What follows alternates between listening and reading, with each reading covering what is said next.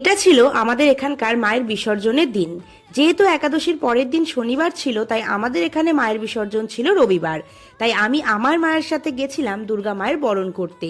জানি মায়ের আগমনের দিনগুলি যতটা খুশির আনন্দের, কিন্তু বিদায়ের দিনটা ঠিক ততটাই কষ্টের। জানি না, মাকে যখন সবাই সিঁদুর পরাচ্ছিল, বাইরে অঝোরে বৃষ্টি দেখে একটাই কথা মনে হচ্ছিল আমার, মা যেন যেতেই চাইছে না আমাদেরকে ছেড়ে। তবুও মাকে তো যেতেই হবে, আমরা চাইলেও মাকে আটকে রাখতে পারবো না। মায়ের আগমনের 5টা দিন যেমন আমাদের দুঃখ, কষ্ট, কাজ, কর্ম, মান, অভিমান, দিন তারিখ সব ভুলিয়ে দিয়েছিল, ঠিক তেমন মায়ের বিসর্জনের দিনটা যেন আমাদের আবারও কাজে ফেরার ইঙ্গিত দিচ্ছে। তাই একটাই কথা বলবো, আসছে বছর আবার এসো মা, আমরা সবাই তোমার অপেক্ষায় থাকবো। আমরা তো পুজোর 5টা দিন খুব ভালো কাটিয়েছি। দশমীর দিন তো আমাদের এখানে বৃষ্টিও হয়েছে, তবুও ঠাকুর দেখতে গেছি, অনেক ঘুরেছি, প্রচুর খাওয়া দাওয়া করেছি আর প্রচন্ড মজা করে কাটিয়েছি। তোমরা কিভাবে পুজো কাটালে কমেন্টে অবশ্যই জানিও।